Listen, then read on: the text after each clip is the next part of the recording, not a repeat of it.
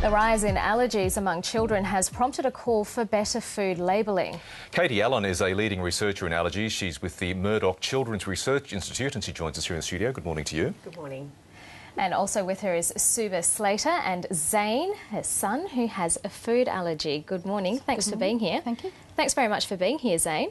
Now, Suba, what allergy does Zane have and how did you find out about it? Yeah, he's allergic to peanut, sesame and egg. And we initially noticed a reaction when he was a baby. He had flare-ups of eczema, and that's when I thought we'd get that looked into with some allergy testing, and that's when it was first diagnosed. And since then we've avoided those foods. How much of a shock did it come to you discovering Zane was allergic? I wasn't actually that shocked, to be honest, because we have an older daughter who's 7 and she has the same food allergies as well, so we've been through that similar process with her. So it wasn't a shock when Zane was also diagnosed with those allergies. Katie Allen, there's been a huge increase, even in the last decade, of kids with food allergies. And there's still different reasons or different speculated reasons for this. Are allergists any closer to putting their finger on what's driving this? Well, it's astounding, actually. I mean, I think when we started our study 6 or 7 years ago, we thought it might be as low as 1 in 100 or 1 in 20. And we were astounded amongst 12-month-olds that we looked in Melbourne that up to 10% or 1 in 10 have challenge-proven food allergy. We're not really sure why the reason is, but we're really honing in on it. It's a war on allergies, really. Yeah, what are some of the reasons? There's talk about food additives, weaker immune systems. It really covers the whole gamut. Well, we've actually written a book about all the causes that have been postulated, and we're certainly looking at all those causes, and there's no stone unturned, really. But the major one that we really think is it's something to do with modern lifestyle. And the reason for that is it's not occurring in undeveloped countries, but it is rising in developing countries. So it's on the rise in places like China, which is really quite astounding and extraordinary. And the modern lifestyle has many factors, many good factors to do with public health measures, which of course we celebrate. Children aren't dying from all sorts of conditions now, and that we're left with possibly the dark side of that public health initiative. And a lot of people think that it's just peanuts that children are allergic to, but what are some of the common allergies that children have? Well, in children, there's the sort of top 9 that we talk about, the unfortunate 9, which is cow's milk, peanut, egg, soy, wheat, tree nuts, fish and shellfish.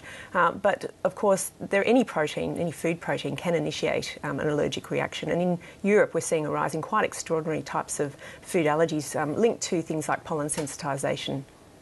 And why do you see it happening in families that if one sibling, like in Suba and Zane's case, if one sibling has an allergy, that the other sibling might also have the same allergy?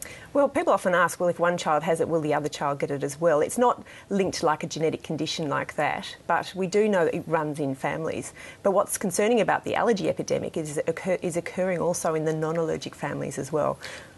Suba, one of the big pushes on at the moment is to have much tighter, more understandable labels on food products. When you go to the supermarket with Zane and his sibling having the allergic conditions they do have, how hard is it for you, or how challenging is it for you to buy the right sort of stuff that you know won't produce a reaction? Obviously, any food items that we pick up on the supermarket shelf, I always check labels for.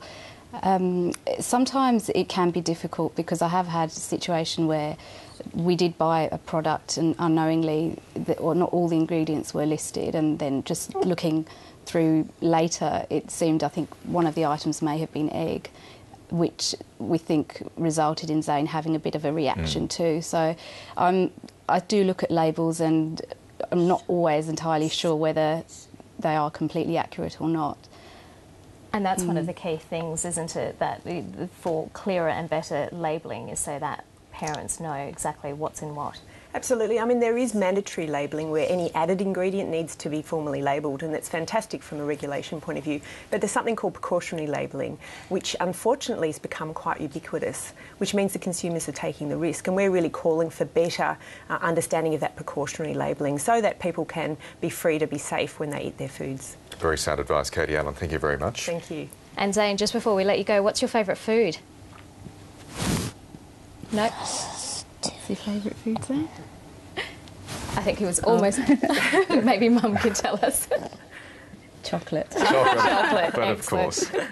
Suba and Zane Slater, thank you very much. Thank you. Thank you.